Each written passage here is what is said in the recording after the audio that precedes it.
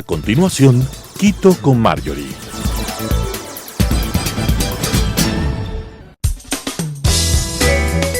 Clasificación A. Apto para todo público.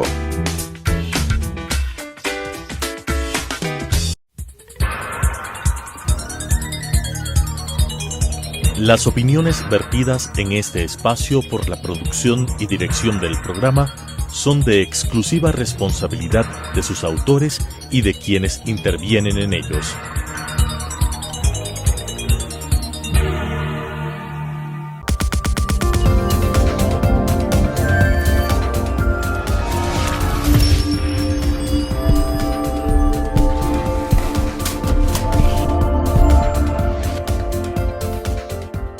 Amigas y amigos, bienvenidos, soy Marjorie Chávez. El acoso, más conocido como bullying, es una problemática social compleja que ha tomado mucha fuerza en los últimos años. La violencia contra los niños, niñas y adolescentes asume formas y magnitudes cada vez más diversas e intensas. Entre estas nuevas formas se encuentran el acoso escolar y el ciberacoso, que afecta a millones de niños y niñas a nivel mundial, y esto es algo que deja profundas secuelas psicológicas, además, secuelas que pueden perdurar toda la vida. Según UNICEF, en el Ecuador, el acoso escolar afecta al 23% de estudiantes de entre 11 y 18 años. Es decir, que uno de cada 5 estudiantes ha sido víctima de este acto violento de manera reiterativa.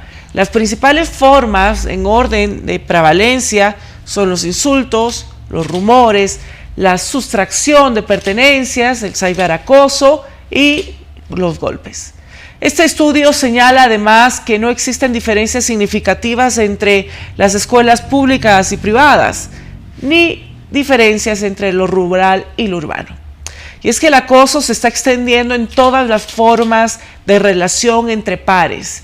Y para hablar de este tema hemos invitado a Ana Lucía Arias. Ana Lucía Arias es licenciada en Ciencias de la Educación, profesora de enseñanza media en la especialización de Matemáticas y Física, PhD validado para el ejercicio de la docencia y gestión de educación superior. También ella cuenta con una amplia experiencia como subdirectora de la carrera de Ciencias Naturales de Ambiente, Biología y Química, directora de la carrera de Ciencias Experimentales, Matemáticas y Física. Ha sido ponente de varios eventos nacionales e internacionales sobre temas de educación y es también autora de varios libros sobre matemáticas, la educación general básica, y actualmente se desempeña como decana de la Facultad de Filosofía, Letras y Ciencias de la Educación. Muchísimas gracias por acompañarme, Ana. Muchas gracias, estimada asambleísta. Gracias a usted, Ana. Ahora quisiera que podamos conversar ya sobre el cambio de comportamiento, la irritabilidad, que son conductas que nos alertan que algo está pasando en el entorno de nuestros hijos. ¿Qué otros indicios nos hacen sospechar que están siendo acosados en el ambiente escolar? En primer lugar, quiero expresar el agradecimiento asambleísta por la posibilidad de dialogar respecto a estos temas tan importantes y que nos afectan como sociedad. En realidad, el tema de la violencia no es un tema que está enclaustrado en las aulas de las instituciones educativas de cualquier nivel, más bien es un reflejo de lo que sucede en la sociedad en su conjunto y por lo tanto tiene que ser atendido de esa manera, como un fenómeno que tiene sus raíces en las mixturas, en las desigualdades, en las inequidades que se viven en nuestro sistema y por lo tanto que se evidencian también en el sistema de educación en todos los niveles. Me preguntaba cuáles son las señales que debemos estar atentos los educadores en torno al bullying. Pues son varias, son algunas poco perceptibles, pero otras bastante visibles. Uno de los problemas fundamentales que considero tenemos en educación es el hecho de que los docentes en ejercicio en un porcentaje importante no hemos sido formados precisamente para detectar ese tipo de conductas que nos llamen la atención, que nos permitan reflexionar y que nos permitan dar una atención oportuna. Precisamente dentro de la Facultad de Filosofía, Letras y Ciencias de la Educación de la Universidad Central del Ecuador estamos empeñados en saltar este problema. ¿Cómo pretendemos hacerlo? Hemos presentado un sistema de educación continua.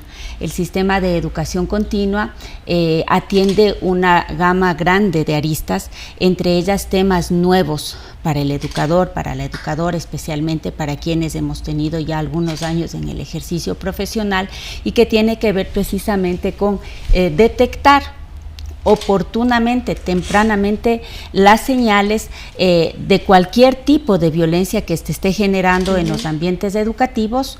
Por otra parte, generar ambientes empáticos, ambientes de respeto, en donde podamos generar una convivencia pacífica entre docentes, estudiantes, entre sí y también con los padres de familia. Es fundamental entender que no se va a dar solución a este problema si únicamente miramos casa adentro. A casa adentro me refiero a de las puertas de la institución educativa hacia adentro. Tiene que rebasar hacia los padres de familia, hacia los entes que dirigen las instituciones educativas, la educación general y por supuesto también hacia quienes hacen leyes, norman como es la Asamblea y el propio Ministerio de Educación. ¿Y qué tipo de actividades pueden influir para que un niño se convierta en un niño acosador? ¿Cuál es el perfil de un niño o un adolescente que somete a alguien más con estos actos violentos?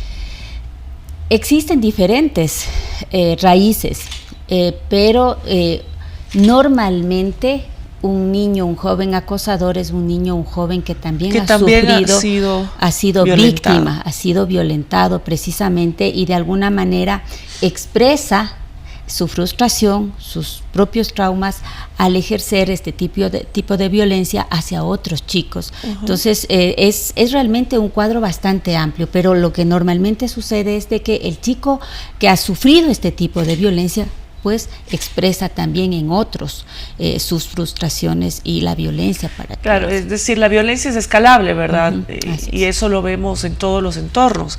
Hablábamos la semana pasada de que los centros educativos deberían ser entornos seguros. Lamentablemente, pues con este tipo de hechos no lo son. Y muchas veces las amenazas que hacen niños, niñas y adolescentes lo hacen también a veces hablando con la familia, ¿verdad? No siempre se busca ayuda dentro de los hogares y ustedes como docentes pues tienen que estar alerta del comportamiento.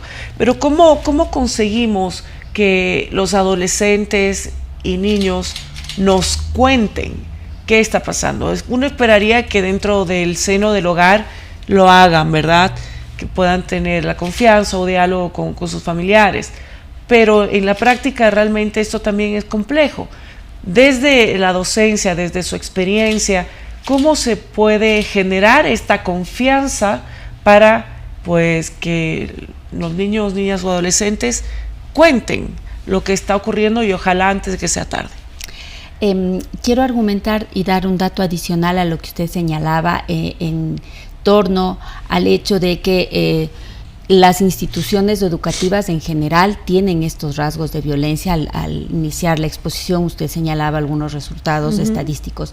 Yo quisiera indicar que para el 2015 las pruebas PISA, que normalmente se aplican para conocer el desempeño de los estudiantes en las principales áreas del conocimiento, en el año 2015 hace una pregunta importante respecto a los entornos, cómo el estudiante se siente frente a su entorno educativo, y las respuestas que se dan son preocupantes, porque los estudiantes indican que los lugares educativos los que se encuentran pues en un importante porcentaje no son acogedores. Y esto no hablamos a nivel de país, esto hablamos a nivel internacional y hablamos a nivel de países en los cuales los resultados de las pruebas PISA son importantes, alentadores, ¿no? Realmente eso nos debe llamar a la reflexión y precisamente sobre lo que usted pregunta, ¿no es cierto? ¿Cómo detectar estos casos de acoso, estos casos de bullying, ¿no es cierto?, de manera temprana?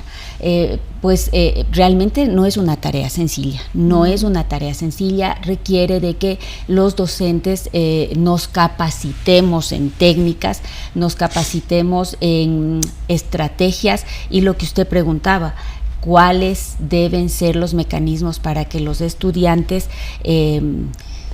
conversen, planteen sus preocupaciones.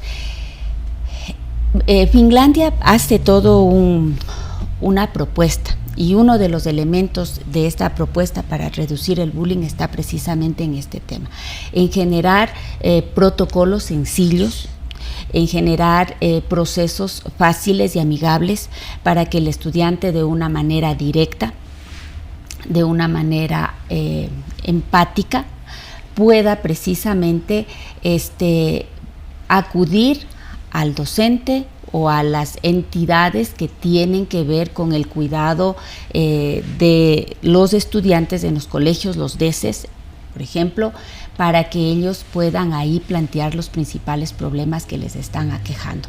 No es una tarea sencilla, tenemos que trabajar en aquello, pero tenemos que comenzar ya. De igual manera es otro elemento fundamental el generar el empoderamiento del estudiante, que deje de normalizar la violencia, que deje de ver a la violencia como algo normal, habitual, que se ve en su familia, que se ve en su entorno, que se ve en la sociedad, que se ve en la escuela. Que se ve incluso, claro, en la televisión, en la información que consume. Así es. Entonces, tenemos que esforzarnos por dejar de normalizar la violencia y generar ambientes empáticos, que nuestros estudiantes, que nuestros docentes empaticemos, generemos ambientes de cordialidad. Solo así podremos llegar a ambientes seguros. Si logramos estas articulaciones de amabilidad, de empatía, de entendernos, de solidarizarnos y de no normalizar la violencia como algo estructural y como algo que ya está dentro de la habitualidad. Y la intervención de los padres de los dos lados, ¿verdad? Tanto los padres del acosador como de la persona acosada frente a este fenómeno es necesaria, pero no sabemos si también cuál es de la oportunidad, ¿verdad? Porque de cada uno de estos dos lados la problemática es diferente, tiene diferentes aristas. Entonces, doctora, ¿cuál es el protocolo que en cada uno de los casos, como los padres del acosador, como los padres de quien es acosado, debe seguir desde el punto de vista de la familia? No creo que al momento tengamos unos protocolos válidos, y ahí está el reto, y ahí está el llamado a que nos unamos, Ministerio de Educación, padres de familia, docentes, los estudiantes, y construyamos realmente los protocolos que sean los más válidos. En efecto, el Ministerio de Educación tiene protocolos, rutas y protocolos. Nosotros, por ejemplo, como Facultad de Filosofía, antes de enviar a nuestros estudiantes a que ejerzan la práctica preprofesional, les capacitamos precisamente frente a los protocolos y las rutas que deben seguir para que evitar actos de violencia, para que nuestros estudiantes puedan desempeñarse de manera adecuada dentro de la normativa. Sin embargo, hay que analizar cuán efectivos han sido estos protocolos, cuánto han funcionado en el contexto en el que estamos trabajando, y creo y reitero en el llamado, es el momento de unirnos, de valorar esos protocolos, de ver cuáles son los protocolos que en realidad pueden funcionar. Nada es perfecto, todo es perfectible, pero sí debemos ensayar posiblemente nuevas rutas. Si trabajamos separados, la academia, el ministerio, los padres de familia, el gremio de docentes, los estudiantes, no vamos vamos a llegar a las soluciones integrales que requerimos. Es necesario entablar y articular diálogos, tejer redes que nos permitan dar un soporte a quienes realmente son el objetivo fundamental de todas estas instancias que he nombrado, que son los niños, las niñas y los adolescentes. Es un reto grande el que tenemos. Desafíos que tenemos que ir perfeccionando, como usted lo acaba de mencionar, y la mayor parte de las instituciones tienen ya programas de actividades de sensibilización contra la violencia y el acoso escolar. Buscan promover el respeto a la vida y la integridad física de las y los estudiantes, así como difundir información entre los estudiantes, con los padres, también a todas las personas a cargo de su cuidado. Y el pasado 11 de abril, el Gobierno Nacional lanzó un plan nacional de prevención de riesgos psicosociales en el sistema educativo, el cual busca eliminar la violencia física, psicológica y sexual, el acoso escolar, el embarazo y la paternidad tempranas, el uso y consumo de drogas, también los intentos autolíticos y el suicidio. ¿Qué hacer para que un programa como este no quede como un protocolo más, que ya hemos conversado? Que este programa realmente pueda tener un resultado positivo y no pues quede en papeles. ¿Qué hacemos para que todos los planes de prevención presentados como este funcionen bien y se implementen y puedan tener resultados positivos, no solo a largo plazo, porque realmente la problemática es ahora, necesitamos tener resultados hoy? Así es, efectivamente. En la LOEI, en el artículo 64.7, se señala la necesidad imperativa de implementar y evaluar un plan nacional para la erradicación de la violencia en el contexto educativo y que contiene políticas, estrategias, protocolos más concretos, pero también la parte financiera. Porque sin el recurso económico que permite implementar todos estos elementos, muy difícil que se pueda llegar a la práctica.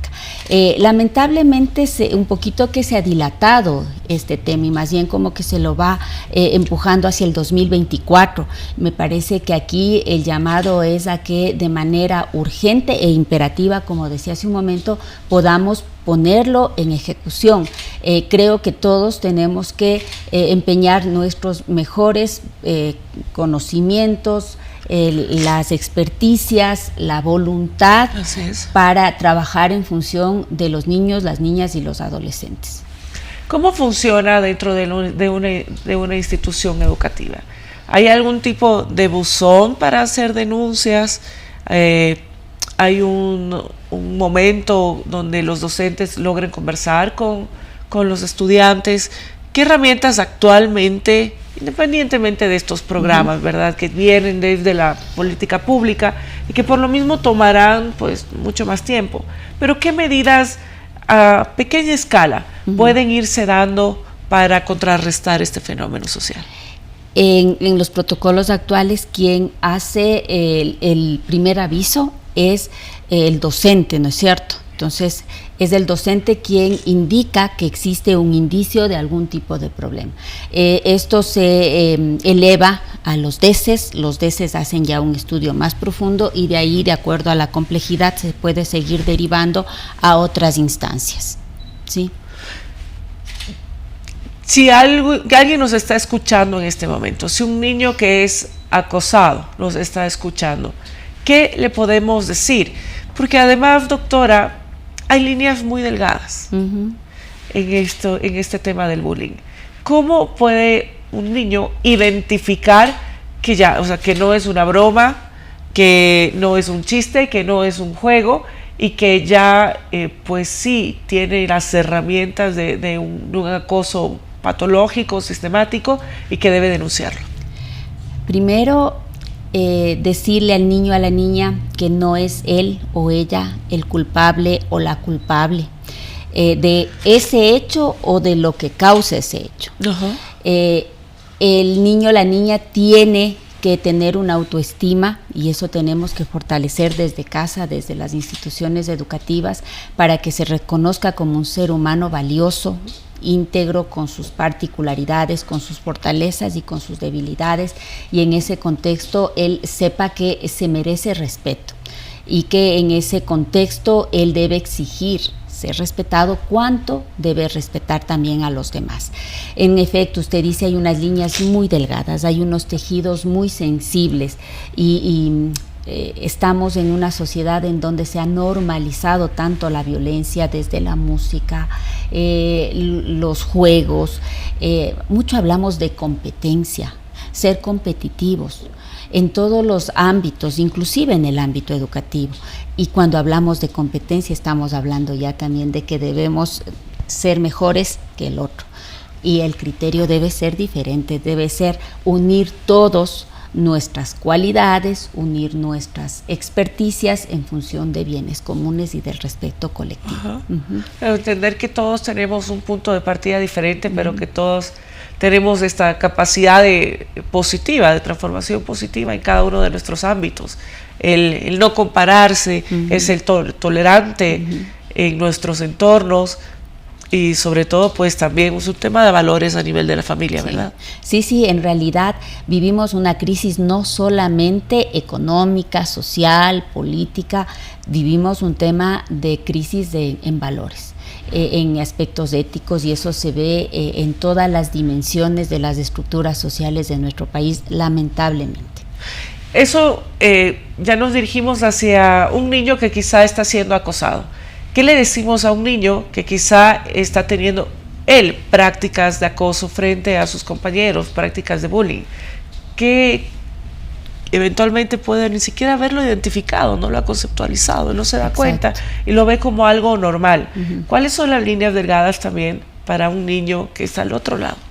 También requiere atención. No podemos al niño que acosa o al adolescente que acosa juzgarlo, porque también sería una forma de violencia. Es un niño que, como dijimos de inicio, posiblemente también fue fruto de aspectos que violentaron en algún momento sus espacios. Entonces también él merece atención, también él merece ser de alguna manera reinsertado, ¿no es cierto?, en unas condiciones más empáticas, a entornos más saludables, hablando en términos del colectivo, de la sociedad y de su familia y del sistema educativo.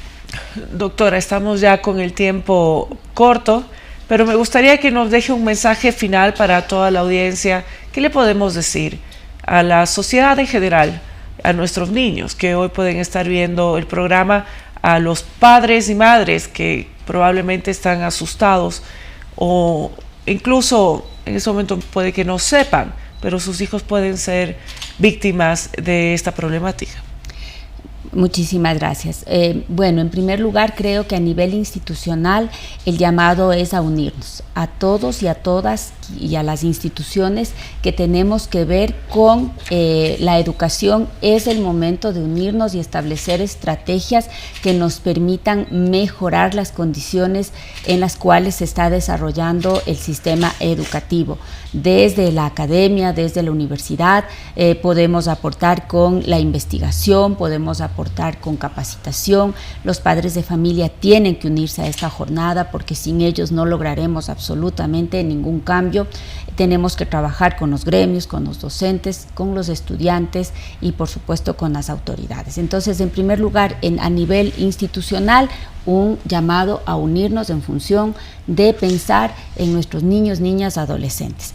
En términos de los niños que están siendo acosados, no están solos. Si bien existen dificultades en la forma como se les puede atender, deben saber que cada vez más las instituciones como la Universidad Central, la Facultad de Filosofía, estamos mirando cómo poder atender esos problemas. Y ahora emprendemos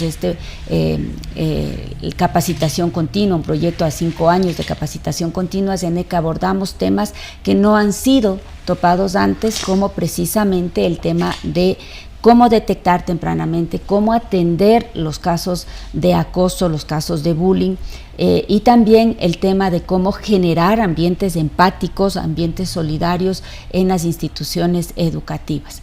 No están solos, niños y niñas deben acudir a sus padres, deben acudir a sus maestros, y debemos también ir perfeccionando las medidas normativas que nos permitan atender de manera mucho más eficaz para que estos casos no se den.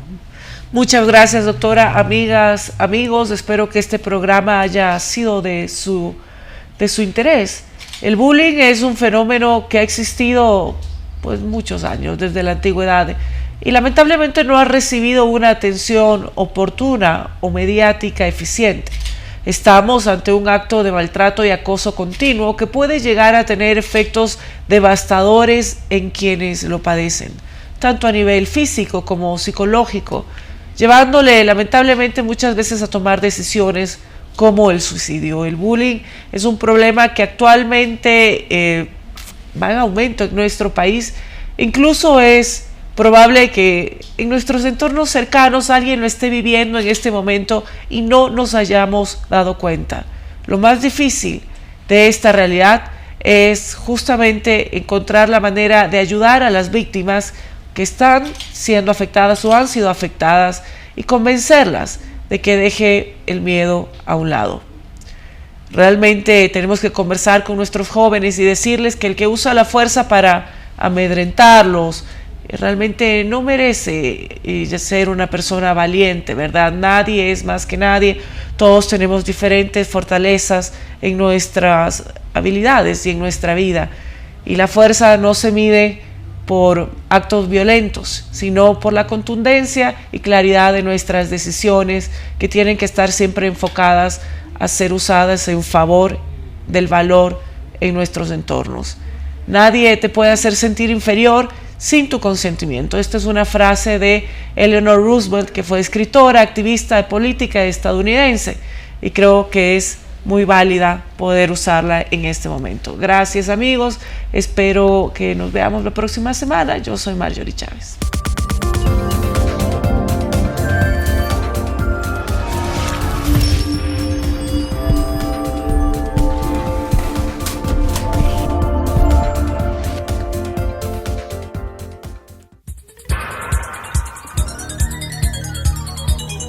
Las opiniones vertidas en este espacio por la producción y dirección del programa son de exclusiva responsabilidad de sus autores y de quienes intervienen en ellos.